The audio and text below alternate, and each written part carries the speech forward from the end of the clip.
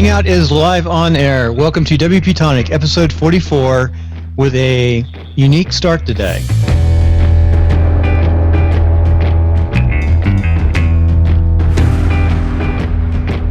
Yes, the wizard struck. Haven't you, Bill? You've been at your best. You've been the wizard. You've been at your best, haven't you, Bill? Oh my! I've had a day of non-productive day. So, Jonathan, tell us what is this all about? Why are we here today? WP-Tonic Live. What do we talk about? But presidential elections. Yeah, sure, Bill. First of all, we're going to introduce our beloved panel and our guest. But ladies first. Go on then, Sally. Introduce yourself and tell the audience what you do. All right, my name is Sally Getch. I have a consulting business called WP Fangirl, and I'm also the organizer of the East Bay WordPress meetup in Oakland, California. Thanks. We've got a great guest panelist that's joining us from the Big Apple. That is another Jonathan. Makes it confusing. Jonathan Perez. Hey everybody, what is going on? Jonathan Perez. My company is Surefire Web Services. I'm just an entrepreneur. I work with WordPress. I make courses. I consult. Yada yada yada. That's what I do. Oh, that sounds very interesting, Jonathan. Yada yada yada yada. Yada yada yada. Jonathan, where are you from? It's fun for me. New York. New York. We're in New York. Staten Island. Oh, Staten Island. I was there like 35 years ago today. It's changed a bit since then. That's fascinating, Bill. On to our next panelist, John Locke. Go on, introduce yourself. Yes, hello. I am John Locke. I'm an independent web developer from Sacramento, California.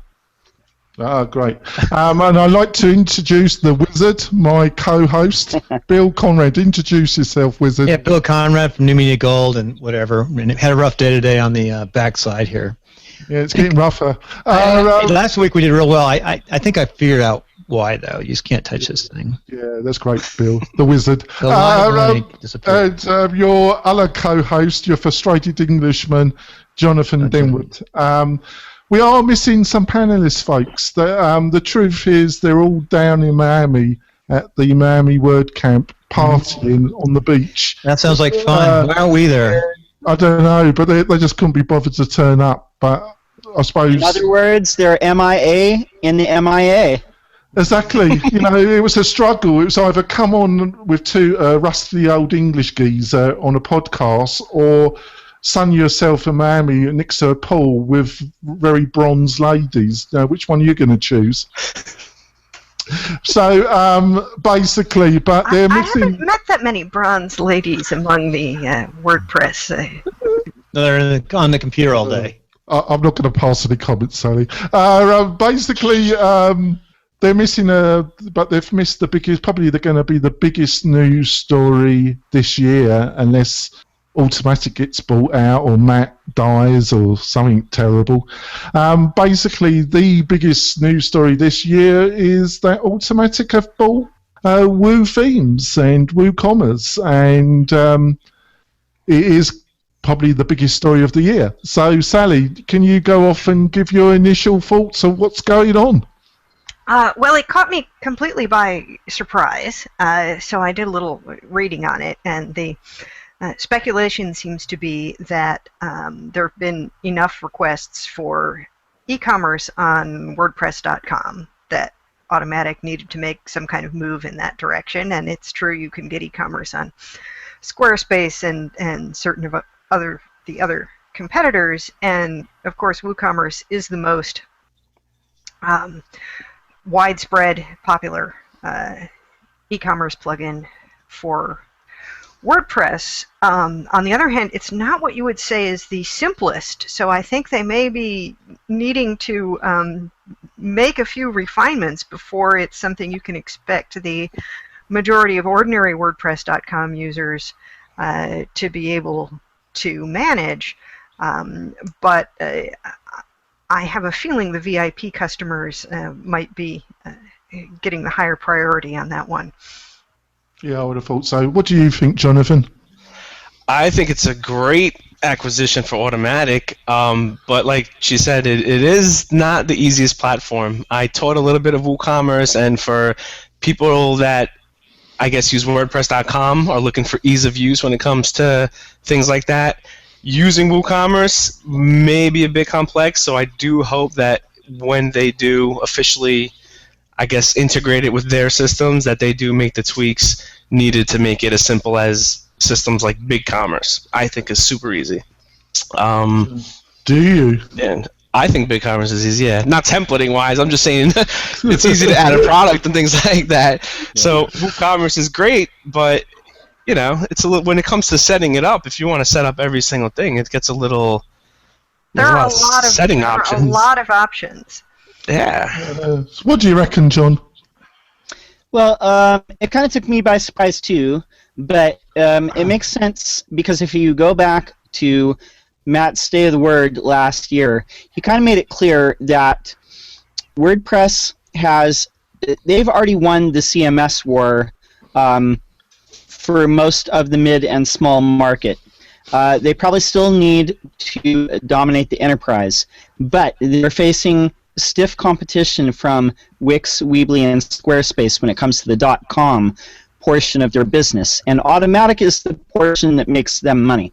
So if there's been just a ton of requests for e-commerce, then partnering with the biggest e-commerce plugin only makes sense because it strengthens their position when it comes to software as a service. Now, I think the biggest question right now is WooCommerce, the base plugin, will probably stay in the repo, but what happens to all the extensions? Do they move over to Automatic? Does that stay on WooThemes page? They already have a lot of themes in the repo, so I can see those staying there. I think what's going to happen is WooCommerce is going to become a software as a service on the .com end, but could that branch out into software as a service for self-hosted WordPress installations? Could be, but I'll give my penny. I think they had to act in some ways. They got a lot of money from their VC backers, and something's got to be done with that money. They paid $30 million, which compared to what eBay sold Magento for, which I think was over $100 million, seems a bargain in some ways. I think they bought it because they are going to have a part of it that's a SaaS product, and I think they had to respond to companies like Weebly and the other kind of hosted solutions. Where the interesting bit comes from, what are they going to do with the self-hosted product, and what they're going to do with the themes, and what they're going to do with the other products. Are they just going to let them die? I personally don't think they can do that. And in some ways, maybe it gets Matt off the hook a little bit because, he on WordPress Weekly, he still was quite adamant that when it comes to WordPress.org, he does not want to sell premium plugins on that platform. So maybe it gets him off the hook. So that part of the business can be handled by Woo Themes if they still keep the name going. What do you think, Sally? Am I rambling, or is there any element of logic in the Englishman's statements? Jonathan, you're always rambling. Yeah, I know. However, and this issue of are they going to change the business model has been raised before. I did see something that said they were planning to continue development of Sensei, the learning management plugin, which makes sense because WordPress.com has done a lot of outreach to educational institutions, so that could be another good thing for them to have. And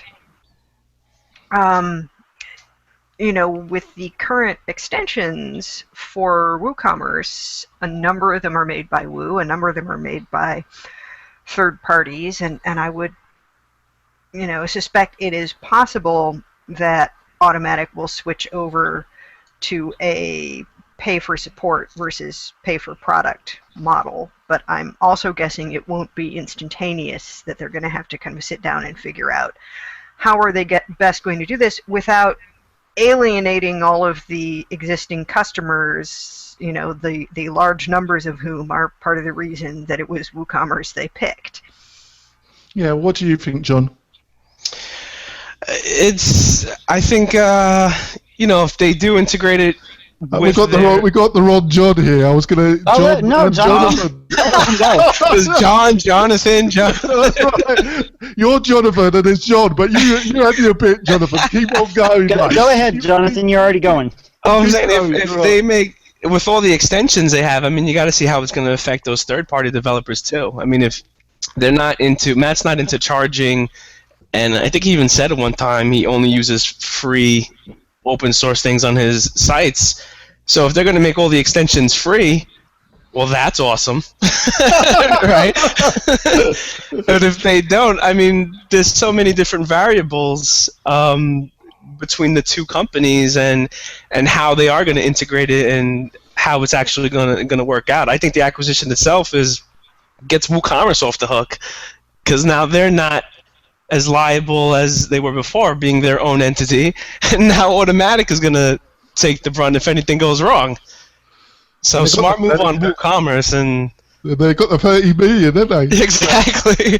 It's better than a kick in the head. Yeah, they're good. Yeah. So, what do you think, John?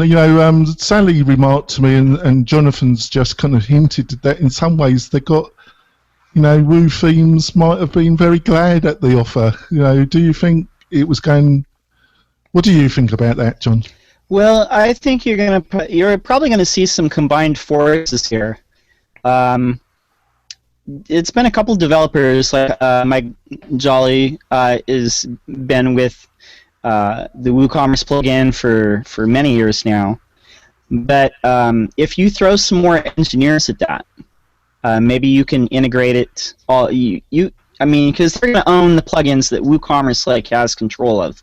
I think for me, the big question is, what do you do with the third-party plugins? Do you try and duplicate them under the combined forces of Woo Themes and Automatic, and just roll that all under Woo Themes, or do you continue to let those third-party integrators exist? Because I think it's very clear that this is going to be part of WordPress.com sooner rather than later. Oh, you do? I think so. I really do. See, if I was running it, God help them. Basically, yes, I would want to integrate it into a SaaS product, which WordPress.com. But all that brand recognition, all those third-party developers that making money from WooCommerce, all the brand value, which is part of that 30 million. Are you saying that they're just going to throw that out with the bathwater, John? I think that's a big question. I mean, you can look at other platforms that cut off their third-party developers, like Twitter. Not to mention any names. Yeah, not to mention any names. But, I mean, I think that really set them back as a platform, and I don't necessarily think that Matt will do that. Maybe they acquire some of the plugins that are, being used a lot. I'm not sure. I'm not sure where they go from here. But I think... I'm sure New Yorker's got a point of view. Go on, Jonathan. I said maybe it's an enterprise move, because WooCommerce is, like we were saying before, it's not the easiest thing to use in the world, and if you're having a robust shop, then WooCommerce is the way to go. If you're just wanting to put a couple products up for a simple shop, WooCommerce isn't really the best solution. So integrating that into WordPress.com, where I'm assuming most of the users aren't developers and they're looking for ease of use of things, maybe WooCommerce isn't the reason for that, or maybe they'll come up with a simplified version of it. Yeah. But they're really going to try to hit the enterprise market to say, hey, we have a robust, e-commerce system available now. Yeah, so you don't have to be afraid of WordPress. I don't know if you have ever been involved in a Montengo project. Magento? Yes. I unfortunately have been as the project manager, and I will never be involved in one again. I used to skip them. Imagine that. Oh, did you? Yeah, I did like one or two, and then done. I would never do it again. So really, it's either WooCommerce or it's Shopify. Some clients I've developed Shopify solutions. I haven't gone to the other hosted solutions. So, Sally, what do you reckon? Is apart from the SaaS bit going to be developed and all the rest of it's just going to be allowed to gradually die, or are they really going to do the SaaS bit and keep the other bit going with the branding and all the goodwill that has built up? Sally, what do you reckon? I don't know that they're necessarily going to change the name of the product for self-hosted sites. That doesn't seem like it would make a lot of sense. And I also don't see any particular evidence that Automatic has ever discouraged anybody else from selling premium plugins or themes. They've only mainly cared about the GPL. So I don't think there would be that it would necessarily be bad for the third-party developers. In some ways, it might be better for them even, but Automatic is going to have to decide, well, what gets bundled in at what level for the SaaS product if it's part of WordPress.com, where, of course, you can't install plugins. So, it may be a case where they say, okay, these are the things that are used most often, like, you have to have payment gateways. Right? It's pretty darn hard to run a store with no payment gateway. So you have to have extensions that cover the payment gateways and, some number of the other things, probably shipping, taxes, that kind of stuff. And then they may say, well, these are the things that we can conveniently support, maintain, and integrate across our entire platform. And these other things are just only available for the people who are using the self-hosted form. And they'll buy them from third parties, or they'll install them free, or whatever, which is pretty much the way they handle everything else they have on WordPress.com, right? They've kind of built in a fairly small number of plugins that all of their users get access to. And, some things started out as part of the WordPress.com service and became plugins, which is true of much of the stuff in Jetpack, and some things like display post shortcode got created independently and then bundled into WordPress.com. Yeah, what amazed me was there was actually a lot of comments when the news came out that it was just going to be another module for Jetpack.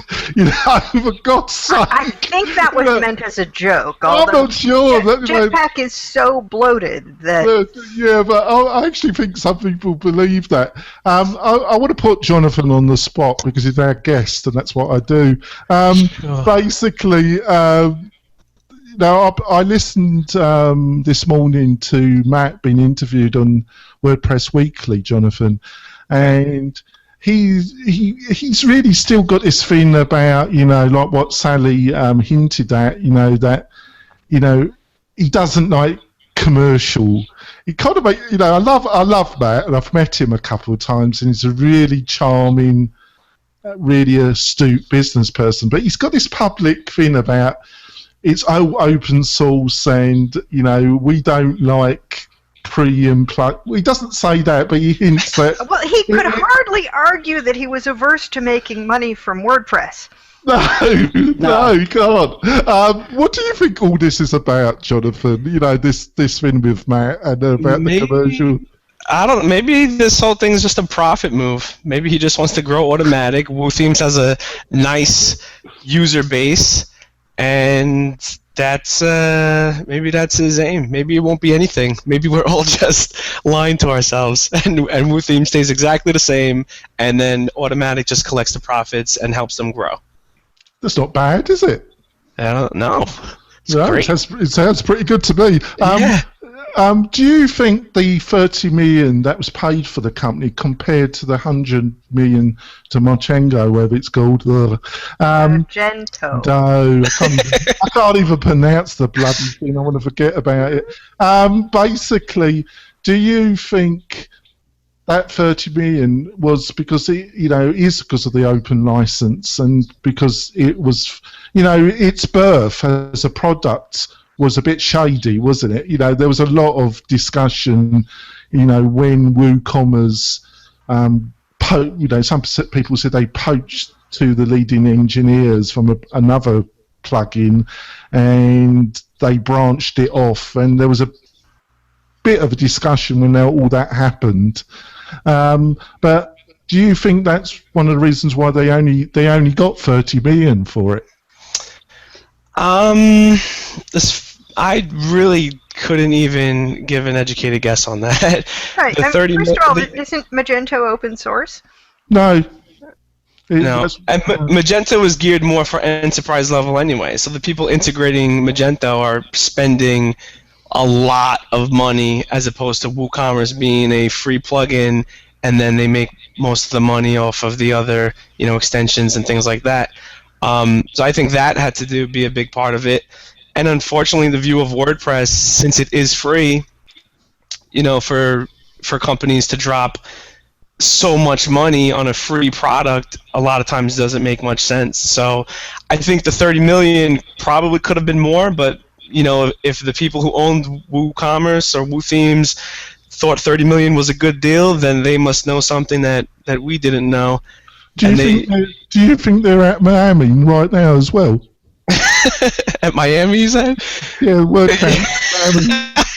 I bet they are. Yeah. I bet they're throwing a party right now. Yeah, sure. That's probably where our panelists are. They got invited to the WooCommerce Miami Beach party, probably. What about you? What do you reckon, John? Do you think was the 30 million a fair price to? Some people were remarking on the internet that it was a little, they were surprised it was that, Automatic got a bargain, Yeah, I think Automatic got a deal with this because I think it's only going to strengthen their offering. I think WooCommerce definitely could have got, more evaluation for their company. I think it's like Jonathan said before. I think probably the biggest thing that kept their ticket price down is the perception of WordPress. That's the biggest detriment that it has going against it, is people do not see it as a viable alternative to something like Drupal or other enterprise solutions when it comes to that big business market. Now, we do know that there's a lot of clients that are on WordPress VIP, but that is viewed as something different than just regular self-hosted WordPress for whatever reason. But I do think that maybe the WooCommerce thing was a play more against something like a Squarespace or a Shopify than it would be a Magento. But, we'll see. Well, I've had a voice tell me that Magento has the community version, which is totally correct. But the community version is a hosted solution where Magento is the bit like the one you run on your own server, and then you basically find somebody that can deal with it. Yeah. But I think you're right about that. It was more the hosted competition, their e-commerce solutions, and I think you said that, and Sally has said previous that is the main source of income for Automatic is WordPress.com. So if they feel that is under pressure, they're going to respond, aren't they? I think that's who they're going after this year. Yeah. So. What do you think, Sally? Do you think WordPress.com has been under a bit of pressure from the other hosted solution like Wix and absolutely. Absolutely. I mean, I have a client for whom I built one site on WordPress and who decided to build another site on Wix, and she never stops telling me how much easier Wix is to use. I won't have anything to do with Wix, but I believe her nevertheless. And I think, this is the thing, is that, there are now a lot of options for people who want a really simple brochure site, or people who want, just to blog and not to do anything else. You have a lot of places that you can go. And, something like Squarespace gives you, something relatively sophisticated. I mean, I don't think Squarespace has a free version, but but it includes e-commerce.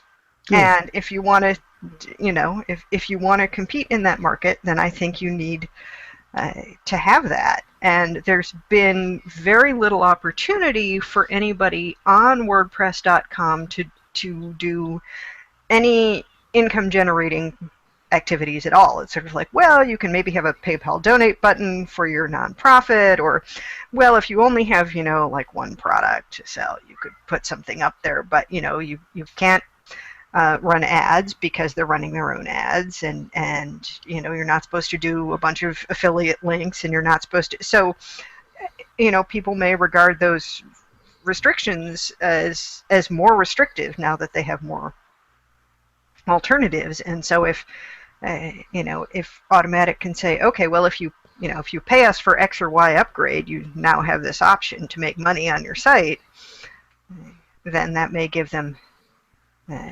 parity or even an advantage depending on how they play it. Yeah, I think you're totally right there. Jonathan, you've been doing a lot of courses around Genesis and Beaver Builder, but don't you see that really WordPress.com and WordPress.org, that in the near future they're going to be providing a kind of Beaver Builder editor inbuilt with it anyway, aren't they? I think they should, or unless they buy Beaver Builder or something like that. They're probably in Miami on the beach as well, aren't they? Yeah, I mean, when you're talking about WordPress.com, in comparison to Squarespace and Weebly and all those other sites, Squarespace, Weebly are all directed towards the person who really doesn't know what they're doing, and then they just sign up, and it's just a drag and drop. Oh, I made a website. Where WordPress.com is, you got to pick a theme, and then you're faced with this admin where it's like add a page, add a post. It's just a totally different dynamic, but WordPress itself is more friendly to developers. So of all the agencies out there, I'm sure there's a huge majority of them that are actually using WordPress to develop their websites, which is why WordPress is powering so many things and has the reputation it does. As far as a consumer who has no clue about websites and needs a website, they're either going to talk to one of these developer agencies, get a site done that they're going to pay an astronomical amount for, and it'll be on WordPress, or they're going to start searching what's out there, and they're going to find Weebly, and they're going to find Squarespace, and then they're going to find WordPress.com. And when you compare the three, for someone who doesn't know what to do, I think Weebly, Squarespace, and all those other sites blow WordPress out of the water. But from a developer standpoint, I'm not ever going to use any of those to develop one of my clients' websites. You know what I mean? No, I think you're spot on there. Here's the interesting dynamics, how people approach websites and that whole business. So, Sally, what do you I would have thought Matt would be wise, anybody, when they've just bought a company, just leave it alone for a little while. Things calm down. That's what all the official reassurances say at the moment, right? Nothing will change, etc. I'm sure something is going to change, but not immediately, because they'd have to put the infrastructure in place for it. Well, yeah, it's the SaaS side. It's. Do you think also they are going to look, because Matt this morning when I was listening to the WordPress Weekly interview, he did remark about Happy Tables and what they have been doing, and it's obvious it's on his radar, because he remarked about it twice, what Happy Tables were doing, in the restaurant business. Do you think that's another thing that WordPress Automatic could be looking at as well? Well, possibly, given that they've opened, sort of specific government areas and educational areas, and I think they have to sort of decide what they want to move into. And it's, I remember checking out Happy Tables when they first came into existence, and I probably haven't looked at them for 2 years, so I don't even know how they're doing or how well they're doing, or how successful they've been. Well, they're running Britain, the UK, they're UK developers, so they've got to be fantastic, haven't they? And no, you're not going to respond to that. I loved England dearly, but just the fact of anybody's origin doesn't guarantee them either financial success or competency. Thank you for that vote of confidence, Sally. It's well deserved, though. What do you reckon, John? I don't know if you had the ability to listen to the interview of Matt, and he did remark about happy tables a couple of times. Do you think that kind of SaaS aimed at a specific industry is something that might be one of the reasons why they bought WooCommerce, and they're looking at that whole area? Could be. I think the restaurant vertical is a little bit different than something like WooCommerce caters to. But there are definitely verticals that they could go after with e-commerce. I think mostly they will probably target business owners who don't want to pay thousands and thousands of dollars to a developer to build them a site, but just want a simple hosted solution. To say, I think at first that's what it's going to be. I think there's definitely verticals that they could attack on .com, but I don't know how much WooCommerce will be a part of that initially. Because I think they have tried to do verticals before, but they've kind of like fallen by the wayside. Yeah, that's true. That's true, John. What about you, Jonathan? What do you reckon? Do you think they're also looking at the happy table model a bit? I don't see why they shouldn't. I mean, any well-developed niche market will probably do pretty well, but at the same time, I think WordPress is kind of too broad to focus on such tiny niches. Yeah, that's true. It's because he also remarked that he's still they got a quarter. They're rapidly. They're one. I think it was said they're 1% from a quarter of the web, of all websites, and then they asked Matt, was he happy with that? He said, well, we got 75% to still go. Basically made this statement at WordCamp San Francisco that he wanted over 50% of all websites. This is the contradiction of Matt, isn't it? He seems very. There are a number of them. Yes. No. Don't be too fooled by that. Such a nice boy.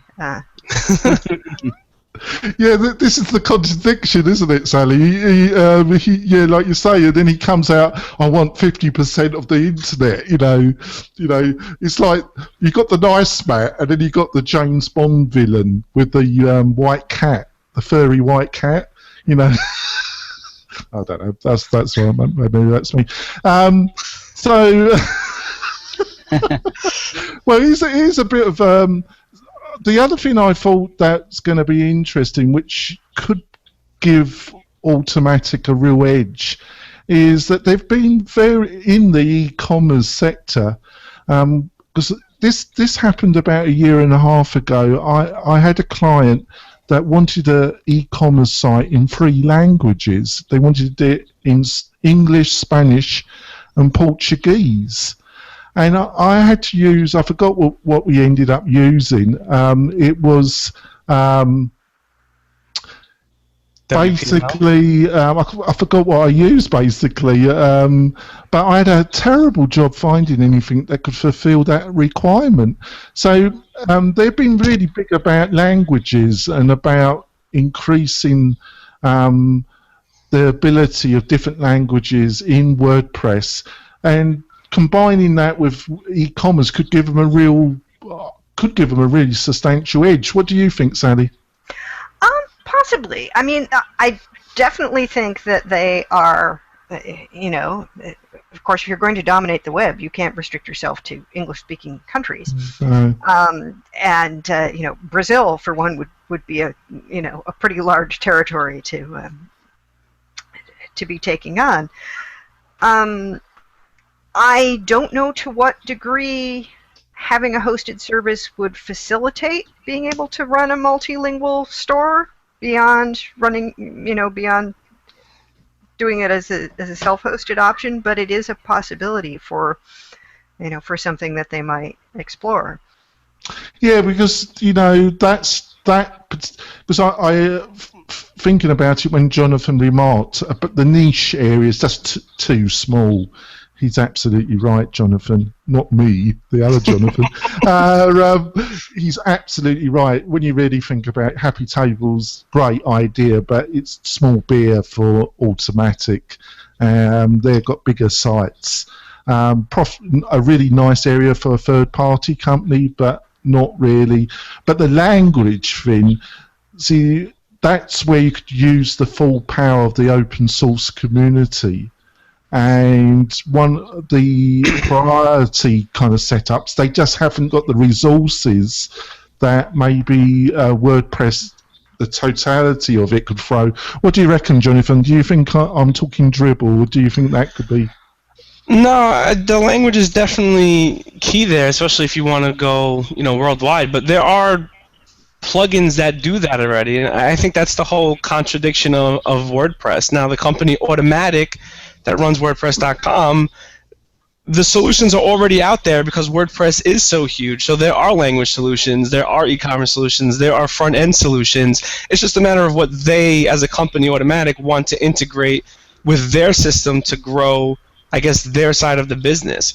So if they want that language part of WordPress.com, then all they got to do is contact with the WPML company or something, or one of those other multi-language companies, and say, hey, we want to integrate this. There's no reason for them to reinvent the wheel, considering the community is so large that anything they want to do is probably already done or being worked on, which is probably a huge reason why they got WooCommerce. Is because it's already there, it's already done, and it's done very well. So if they want to integrate it now as part of the Automatic business, they're either going to profit off of what WooThemes already has and try to grow that sector of it, or they're going to integrate it. But I'm thinking Automatic as the business, not just WordPress.com. You know what I mean? Because they have their hands in a lot of different things. So if they acquired that company, I think I said it before, maybe they won't integrate it. Maybe they just want to grow, and that is a part of the WordPress community. That's a big part of the WordPress community that they probably see as a huge advantage for them to grow in the e-commerce sector now. Right, John, do you think there's a lot of commercial, third-party companies in the WordPress community that are kind of quite happy and looking forward to be bought out by Automatic at the present moment? Oh, I'm sure there's a lot that are looking to be bought by Automatic. But it's the same thing, maybe it is that startup mentality, just the same as people down in the valley, they want to be acquired by Google or Facebook. I don't think necessarily there's room for everyone to be acquired. I think something like WooCommerce, they have a proven track record. They're the most dominant e-commerce plugin in the most dominant CMS. So I think that was a logical partnership because you're acquiring the people too. You're acquiring the infrastructure. You're acquiring the expertise. So I think if there's companies out there that want to get acquired, that they have to kind of go out there and dominate on their own first. So. Yeah. What do you think that was another thing that that maybe influenced Automatic Sally, is that they actually were also looking at the talent. They were actually looking at the people, and because it was I forgot the term. It was a company very similar the way it was all distributed company. For. Yes. Well, there has been speculation that it was partly about getting that pool of talent, and I imagine that they will find them a beneficial group to have on board, and it has just crossed my mind that Automatic's acquisition of WooCommerce was somewhat more successful than WooCommerce's acquisition of GigoShop. Yes, very well put. In terms of, they actually succeeded in getting the whole company and making everybody happy, as opposed to, taking away the top talent and making a number of people unhappy. But what do you reckon, Sally? If they hadn't agreed the 30 million, do you think Automatic would have gone the other route? I don't know. I really don't. I think. Sorry to interrupt, Sally, but would we see that other face of Matt? We might do, although they've been. I'm trying to think whether they've done that in any sort of way. I think mostly they have had a tendency to acquire companies whole, even if they ended up sort of more or less completely absorbing them. They got the whole product or the whole company with the things that they've bought so far.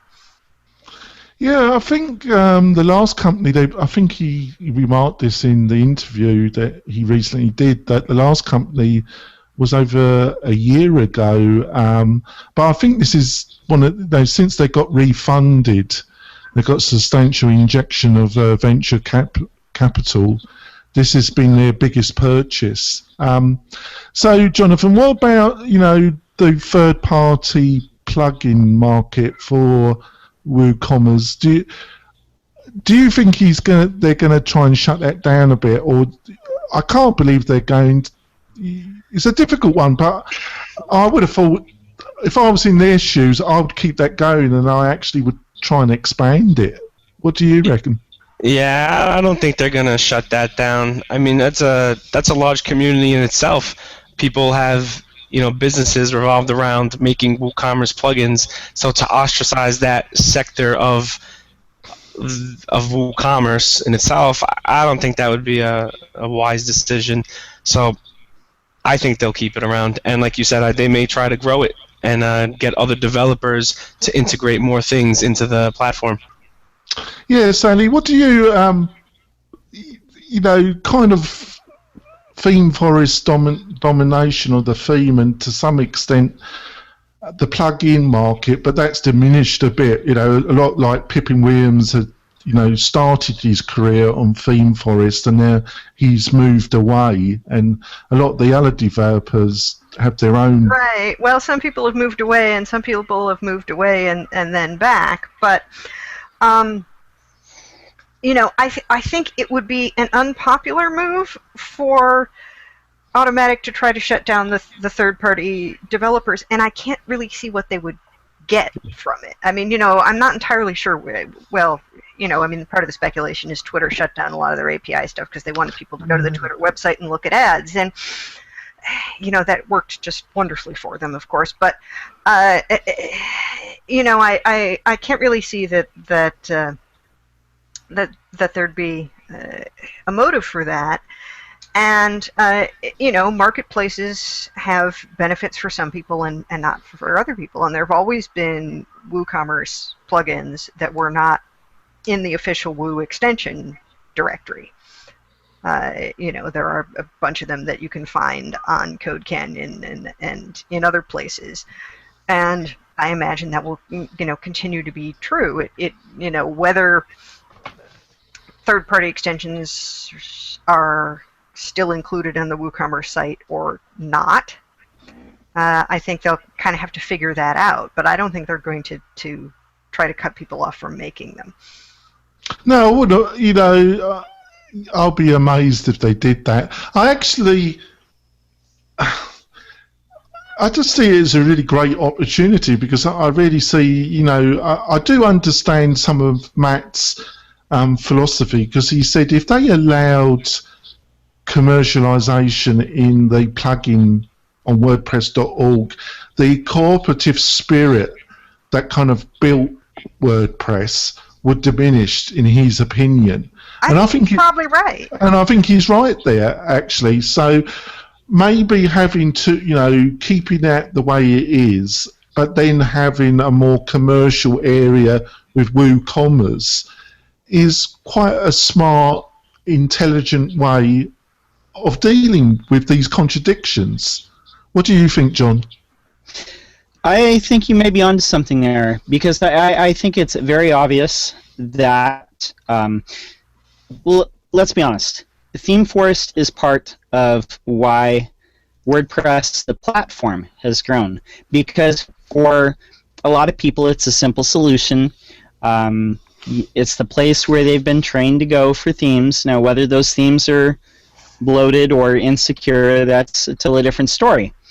But I think the philosophy of WordPress itself, the WordPress Foundation and Automatic is they don't want to like interfere and go and try and take something like that over or compete head to head. I think they want to let the market sort itself. So I think if they have an entity like Woo Themes that's kind of like one step separated from Automatic and separated from the foundation, they could enter that market and publish themes, sell themes that are GPL compliant, but also not bloated, also coded well, not insecure. That's a way. Yeah. That is a way to deal with the contradiction. You're right. Yeah, that's that's why But I just don't know if they're going to hand that. I don't think anybody does, apart from Matt and the key executives in Automatic. But that's what I would do, because I think there are some key kind of contradictions here. What do you reckon, Jonathan? Do you think there's some fundamental contradictions at the core of Automatic WordPress? What do you reckon? Yeah, I mean their audience is developers and non-developers. So that's a contradiction right there. It's who do you want to please more? And I think they want to please the people that are making the money. So with Woo Themes, which I think it's the framework, or people develop plugins, they're going to please the developer market to, I guess, put more extensions and maybe even create Woo Themes on there or something. I don't know. Maybe it opens up like you said, another marketplace for them, for the developer community. I'm gonna put you on the spot again, Jonathan. Okay. You build yourself as a bit of a Genesis guy. If under Automatic they really put a lot of resources into the Canvas framework, which WooCommerce seemed to be struggling. We had the WooCommerce manager, Patrick, and he was going to come on tonight, but unfortunately he had an emergency and he had to bail out at the last minute. He might have been thankful. But basically, if they did that, would you consider bailing Genesis and going to something like Canvas? Yeah, not unless they totally, from the ground up, rewrote the Woo Themes. Yeah, I would. I have never been able to warm up to Woo Themes themes. I'm the same way. Even I've tried a bunch of times. Maybe especially for using with WooCommerce. The customization of WooCommerce alone is such a... Like, if you look at their FAQs and all their documentations and things like that, there's so much code involved in just making simple tweaks. I wouldn't. I think Genesis is, for developers, one of the easiest ones to customize. It's the most flexible. So no, the answer is no. It's mature. It's had a lot of hours put into it. It's stable, and it's supported by a pretty good base company, isn't it? Mm-hmm. So it would take a lot to get you to move somewhere else, wouldn't it? Yeah, and it's developer friendly. It's for, it's the base to build whatever you want to build onto it. It's not just, where Woo Themes, you buy the theme. Genesis is built off of all child themes. So it might be easy for you, but I've been knocking around WordPress themes for the past 5 years, and I decided to, it's time to move on and adopt Genesis, and I'm on my third attempt. And I've been reading a lot of your help information, Jonathan. And I've been Kerry Dills has been very kind, and she's been answering my emails, and I've been doing a lot of scratching of my head. She's amazing. She's a great woman. We interviewed her yesterday, and she's actually living on a boat now because her part of Texas has been totally flooded, and she's homeless. No, she isn't. But wow. She's getting all took that. Jonathan was fishing. Yeah. I was like, oh my god. Yeah, almost. But it was getting quite strange. She said, Sally, you kind of, when we were discussing the pre-show, you were discussing that you're also hinting and that the way that WooCommerce was set up and its rapid growth, that its profitability, it's a private company. I think it's based in Cape Town, and it's a private company. We don't know. We have no idea what its real problem. We don't. I mean, apparently they shared some numbers back in 2013, and they were doing well then, and we don't have any indications that they weren't doing well now.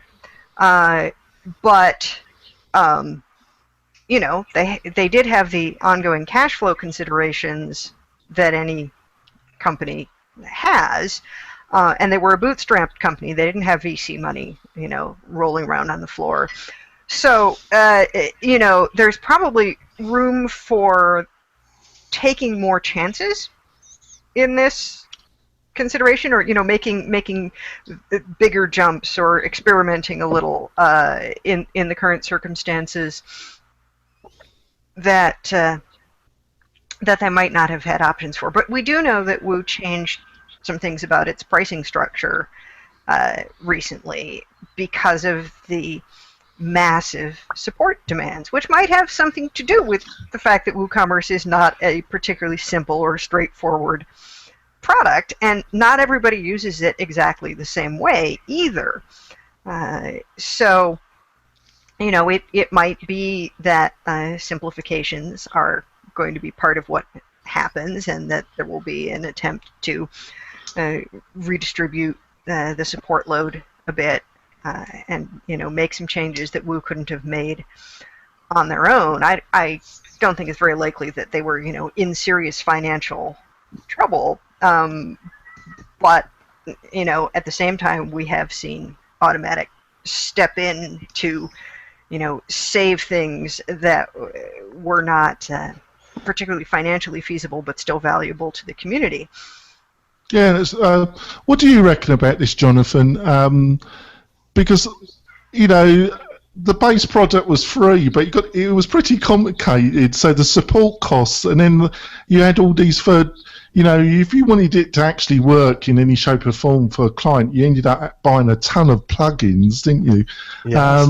But it's a bit of it is, and it will be for a while. It's a bit. Do you think the support costs were drowning them?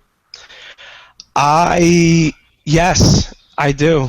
I don't think they're not a huge team. WooThemes isn't like 1,000 people, but I think the support, the complexity of the system itself, and all the extensions that had to be supported, as that kept growing and growing, I definitely think that the support cost was something that was affecting them. It affected them in the past, which is why they changed their pricing structure, I think, a year or two ago. And I think that's something that Automatic can come in and probably help with their infinite funds of money. Infinite, I love that. I love that. It sounds, I wish I could say that. What do you reckon, John? Yeah. What do you reckon, John? Do you think do you think there was a bit of a problem with the whole model, that the core plugin was free and you made your money with something that complex, and that, do you think that might have been a bit of a problem anyway? I don't think the freemium model is a problem overall, because you see a lot of plugins employing that strategy, where the base plugin is free, but to extend it past a certain point, you have to pay. I think perhaps the support for the various extensions and plugins was probably priced too low because there is a lot of complexity with WooCommerce. And I think ongoing support with any plugin or theme is really what can drown a development company. With any software at all. Yeah, I would like to see, personally, I would like to see all themes and plugins, raise their price, because I think it, support costs money and it costs time. And once you get beyond just selling stuff yourself, when you're operating at the scale of a Woo themes, you have to pay people to support that. You can't just do it yourself or, with you and your founder. So, I'd be surprised. I noticed, John, with like Modern Tribe, their plugins, they've been putting the prices up a bit. No, I'm not criticising Modern Tribe. Yeah. But they have been increasing their prices to I actually think a more realistic level.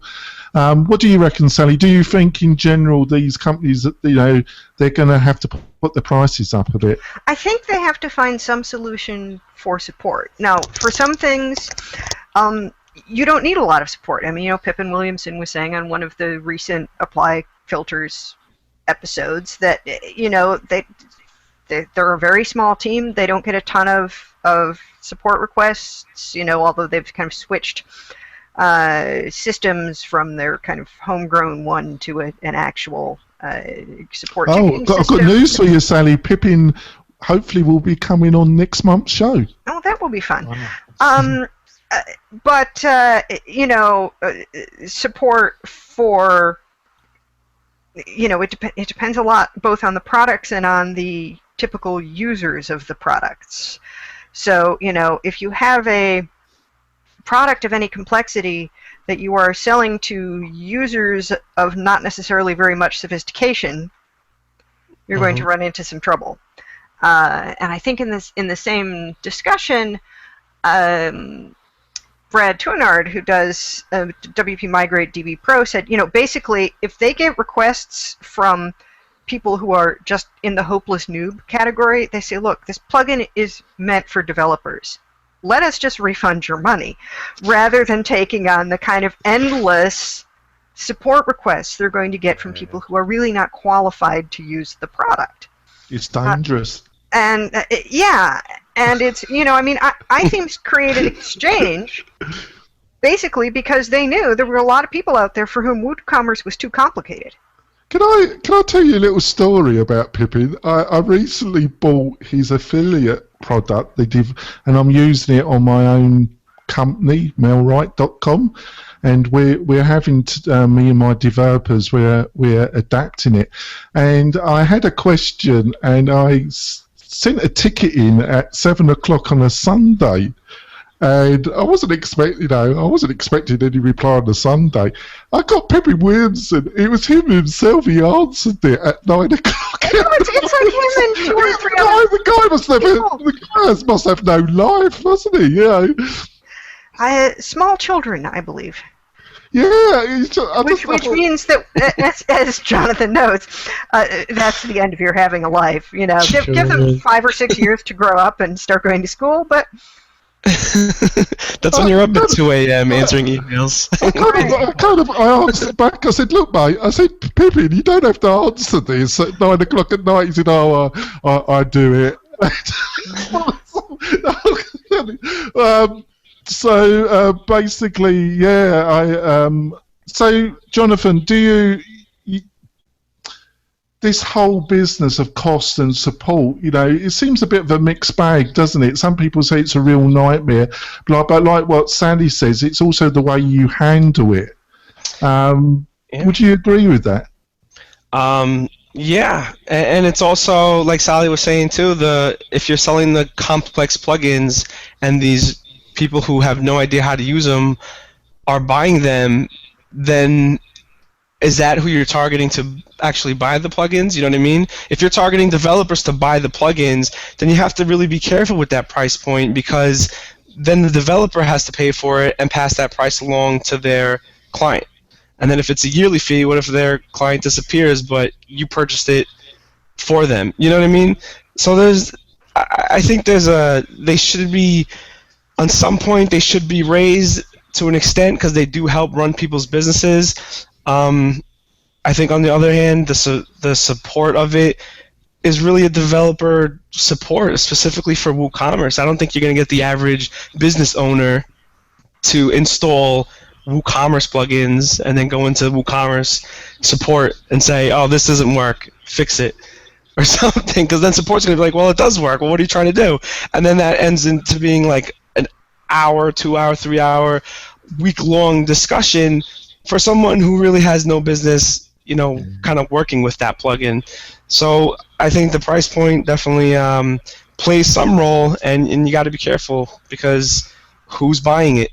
Right. I mean, you have people like Calvin Makes, where he's got one sort of regular priced theme going out through StudioPress as a third-party theme, and a couple of others where he says, okay, well, you can buy this for $7.50 or $15. I provide no support, none. Yeah. Oh, yeah. And that's there you go. Under which it's sold. I can sell it to you cheap, but you get no support. Yeah, it's these. It's these people that even the free plugins. When you go in, and there was once that I'm not prepared to be a hypocrite. I've got a lot of faults, but my most embarrassing moment in WordPress was that it was a particular very popular plugin, and I installed it on a client site about 3 years ago, and I was in a rush, and I didn't make sure I had an up-to-date backup, and I got the white screen of death. It wiped everything off it because I updated it, and I went in, and their model is they have a very popular free plugin, but the Premier ones is a very, very expensive, and I got onto the forum. I said, "Oh, this plugin, it's wiped this site out completely," and I got into this. Into this back and forth with the developer of the free plugin, and it's still up there, and it'll be up there forever. This exchange, and. Go find it right now. No, please don't, because it's the most embarrassing thing. Happily refund the money you didn't pay us. Basically, that's what he said to me, Sally, and on reflection, he was totally right. But I got into this, but in general, I had to tell, in all honesty, but you read these comments, don't you, Jonathan, on their free plugins, yet people expect the developer to literally answer back that hour, don't they? Well, all people are very entitled. WordPress, Of course. WordPress users tend to be more entitled, but I have to say, it is the handful of people for whom I have done pro bono projects that have been the most freaking entitled. It's like, if you're paying for something, you seem to understand that there are limits imposed by your budget. If you're not paying for something, you have no guidelines as to what it is and isn't appropriate for you to ask for. Correct. Absolutely. 100%.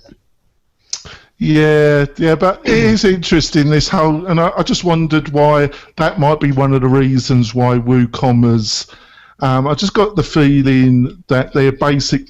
I do understand what John said about the Premier, the model, I think in a high growth, and it probably was still in high growth, but when you get a plugin that's complex with that many third-party plugins, I think they were struggling a bit, and I think you were spot on, Sally. I think being bought out for 30 million and an Automatic with their VC funding is a blessing in a way, I think, and they're highly trained in customer support, and moreover in customer support for hopeless noobs. There you go. Yeah, I don't know what to respond to that, Sally. It's almost like they were unclean, you know. I don't know what to say about that. I don't at all judge people for not knowing how to use WordPress. There are a million things that I don't know how to do. It's only when they don't know it and still insist on trying to tell me how to do my job that it bothers me. What makes me laugh, Sally, is when you get you get a certain type of graphic designer that. And they go, oh, WordPress is easy, and then you get a phone call, and the project's gone totally pear-shaped, and they're calling you in to clear the mess up, and you. It happens all the time.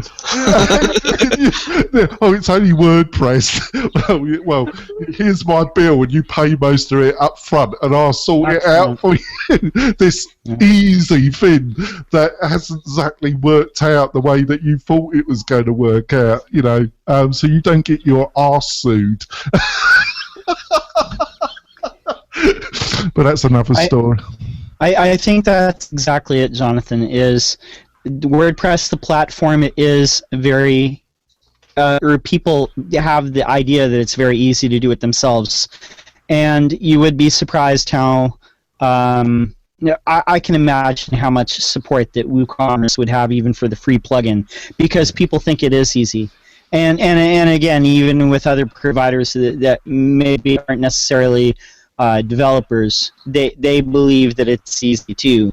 But they need guidance. Yeah, well, and whose fault is it that they think that? Theirs. Sometimes, sometimes I think the fault is I don't blame them. Community at large. Now, I mean, it is pretty easy to go to WordPress.com and set up a simple blog site, pick a theme, get started. If you don't need to customize anything, that's fairly easy. But I think that a lot of stuff has been marketed in a, not necessarily intentionally misleading way, but an effectively misleading way, and there are all these various things, especially like, the layout designers and page builders and this and that, and you can do such and such and so without knowing code. Yeah. If this were semantically equivalent to without knowing anything. Yeah, no, I agree. I wouldn't dispute that a bit, but the greatest strength of WordPress is also its greatest weakness. Is like it sets the expectation that things are, that you can go home and there's a 5-minute install and people think it's drag and drop, like, and no offense to Beaver Builder or anything else like that, but people think it's all like that. They think all of WordPress is that easy. There's a middle ground, isn't there, John? There's a lot of ground. There's a lot of middle ground. I was listening to our two of our panelists that are in Miami at the present moment, Morton and Adam, but I think Adam's not there actually. Adam was interviewing Morton, and they were talking about the direction somebody comes from into the WordPress community. Morton, he was a photographer. Adam was a photographer. Morton got into it the same way I did. He got in as a Flash action script jockey, and that's how I got into it. I got into a web development when Flash was big, and then I got into action scripting. I got into web development when you wrote your HTML by hand and Flash hadn't been invented. Yeah, well, that's when I got into it. And I produced those 8-minute intros. I'm the one that's responsible. So I admit it. But that's how I got into it. And then I was hand coding stuff, and then I got into WordPress. Because I looked at the others. I looked a little bit at Joomla. And I thought I just didn't like the community. They were a load of ponces. And then I looked at Drupal and I just couldn't even work it out. I thought, how does anybody work it out? But Morton said it's like Drupal is great if you need a tank. If you need a tank, it's the great thing. But most of us don't need a tank. So that's how I got into. But let's ask our guest, Jonathan. So this middle ground, I'm I do understand clients because I think that I'm not totally against Beaver Builder. I actually think it's great because I think when you're developing a site, there will be changes. You know, when you get it up, you realise when you get input from users of the website, you're going to want to move stuff around. Shouldn't be a set thing.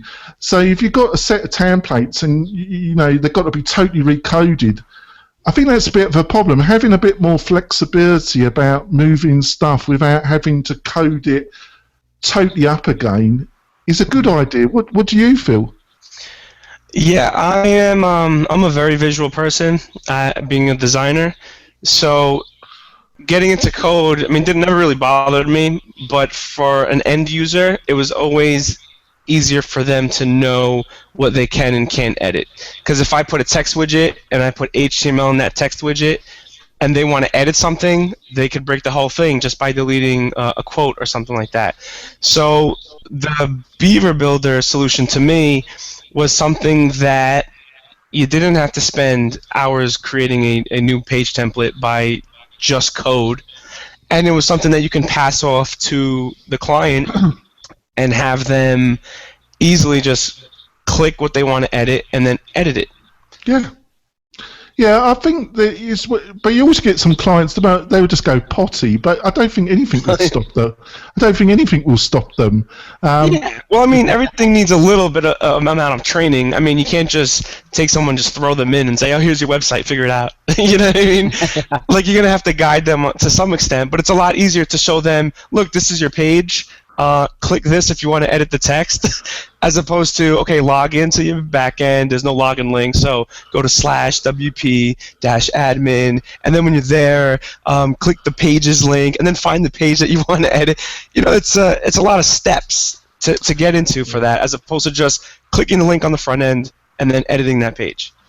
Yeah, I've got to tell you this little story I had this morning. I had a young developer that I know call me, and we're working for a client, and I'm not involved in the web development, thank God. I'm involved with pay-per-click and multimedia. I'm supervising a lot of the marketing of this company as a consultant, and this young developer and his designer are doing a new website, and things have gone bad with the client. And they know that I know the client really well. So we had this discussion. He said that they've had 20 pages of revisions, and the client's still not happy. And I know why. Yeah, they're probably related to some of my clients. And I said, well, did you have a proper sign off? You know, key sign off structure. You know, initial. Where the design and key sign-off structure, and I said, has there been any formal sign-off structure in this project? They said no, nothing. It's just no structure at all. And I said, I do understand and I do feel for you, but you've just learnt the hard way. Why? Yeah, really. You just learnt the hard way. That's why you need a formal sign-off structure. Because I said you're just relying on the goodwill of somebody, and I said most people are decent, but there's the situation that it's not going to go too well. And I'm just so thankful that I'm not involved in that bit of this project, because I think it can actually destroy you when you get into a death march like that. Because I'm getting it both sides, and I can see both sides are partially right, and it's communication and expectations and the total mismatch of expectation with communication. So that's my story. Sorry, folks. So, Jonathan, we're going to leave. Is there anything about the WooCommerce, the automatic, that we haven't discussed, any one point that we haven't touched that you would like to finish with this conversation about? Give us some real insights, Jonathan. on the acquisition. Well, I was there when they signed the paper, so Yeah. I mean, no, I mean, I think we touched base on everything. I mean, it's really just a matter of time and seeing where the acquisition goes, whether they, keep Woo as it is, or if they integrate it within their .com service, and only time could tell. And then we're either going to be really happy or really annoyed. I think that's great.